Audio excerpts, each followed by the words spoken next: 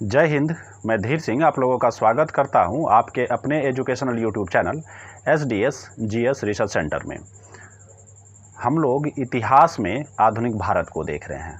आज का जो हमारा टॉपिक है वह नादिर शाह पर है।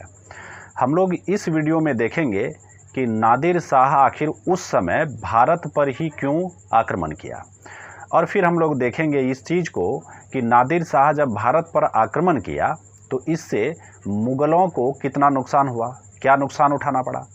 फिर उसके बाद में थोड़ा सा हम लोग जानेंगे अहमद शाह अब्दाली के बारे में। तो आइए चलिए स्टार्ट करते हैं। हम लोग सबसे पहले इस प्रश्न का जवाब जान लेते हैं कि आखिर जो ये नादिर शाह था, नादिर शाह भारत की ओर आकर्षित क्यों हुआ। तो नादिर शाह जो उस समय हमारे भारत की ओर आकर्षित हुआ वो यहाँ के अपार धन को देखकर आकर्षित हुआ। यानी कि हमारे भारत को उस समय सोने की चिड़िया कहा जाता था। तो उन्होंने कहा ये जो सोने की चिड़िया है इसका एक पर हमको भी चाहिए, इसलिए ये भारत की तरफ और अपना रुख किया। ऐसा भी बहुत सारे इतिहासकार का मानना है कि बहुत ज़्यादा अभियान के कारण, मतलब बहुत ही ज़्यादा युद्ध लड़ने के कारण फारस की स्थिति काफ़ी खस्ता हो गई थी। मतलब वहाँ का जो कोषागार था वो लगभग ख़त्म हो गया था, ख़त्म होने के कगार पे था। वहाँ पर काफ़ी ज़्यादा आर्थिक संकट आ गई थी। तो नादिर शाह ने ये दिमाग लगाया कि आखिर इस समय कहाँ पर आक्रमण किया जाए जहाँ पर कि हम लोगों को अभी सफलता मिलेगी और अपार धन मिलेगा। तो उसका जो नज़र गया सोने की इस चिड़िया पर गया, और उनका ये कहना भी था कि ये जो सोने की चिड़िया है इसका एक पर हमको भी चाहिए। तो ये उनको पता चला था उनके गुप्तचरों के द्वारा।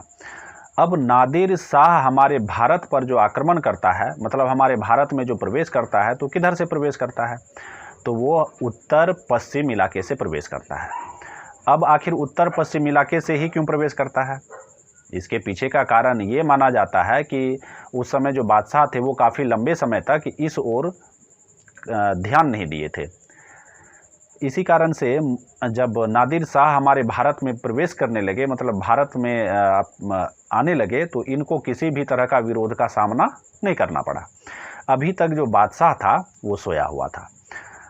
अब जब लाहौर पर कब्जा कर लिया कौन, नादिर शाह, तब जाके बादशाह का नींद खुलता है और वो झटपट दिल्ली को बचाने का प्रयास करता है और अपने सभी सामंतों को बुलाता है और उनसे मदद मांगता है। लेकिन सामंत लोग इसका सहायता नहीं करता है। इसी बीच 1739 ईस्वी में करनाल में युद्ध होता है। किसके किसके बीच में, तो नादिर शाह और मोहम्मद शाह के बीच में।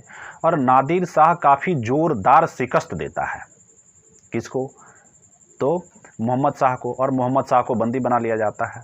अब नादिर शाह दिल्ली की तरफ कूच करता है और दिल्ली जाता है, और वहाँ पर ऐसा माना जाता है कि ये भयानक कत्ले आम का आदेश देता है। आखिर वो इतना भयानक कत्ले आम का आदेश क्यों देता है, इसके पीछे का कारण ये माना जाता है कि युद्ध में उनके जो सैनिक मरे थे उनका बदला लेने के लिए उन्होंने ऐसा किया। अब देखिए क्या होता है कि ये शाही सामंत जो थे उनसे नजराना वसूल करते हैं, और जो दिल्ली के सबसे धनसेठ लोग थे उनसे ये, या बोलें तो उनको लूट लेते हैं।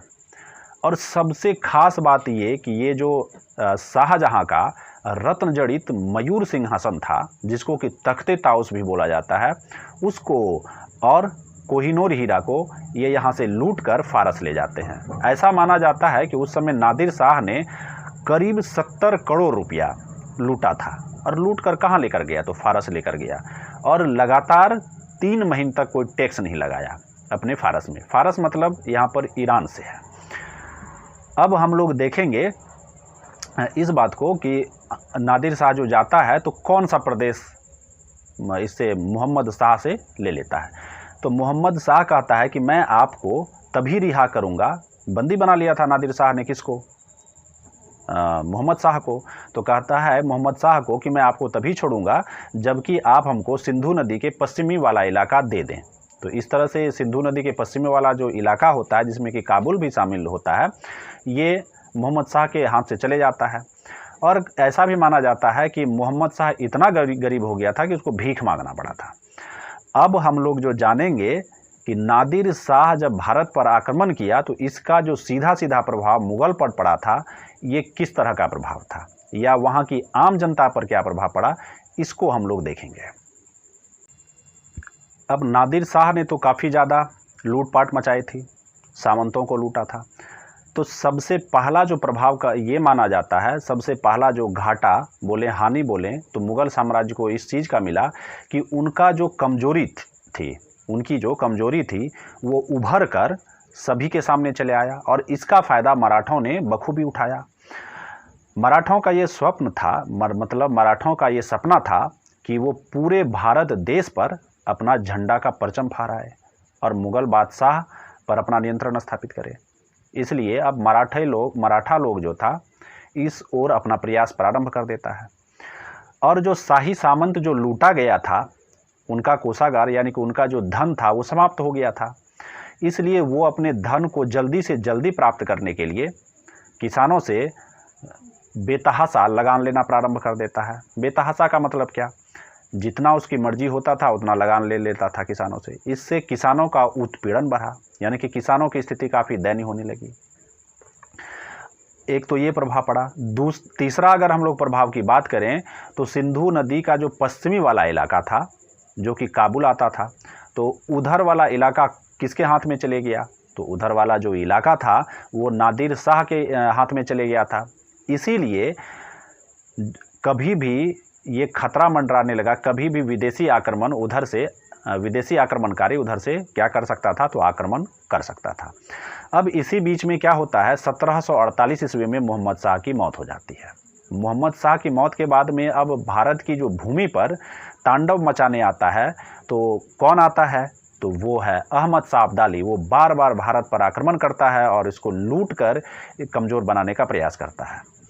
अब अहमद शाह अब्दाली बराबर भारत पर आक्रमण करता है, खासकर उत्तरी भारत पर, जिसमें कि सबसे महत्वपूर्ण जो इलाका था वो था दिल्ली और मथुरा। इसको बार बार वो लूटा, यहाँ के धन को लगभग वो लूटते ही गया, जिसके कारण काफ़ी ज़्यादा हमारे भारत को कमज़ोर कर दिया।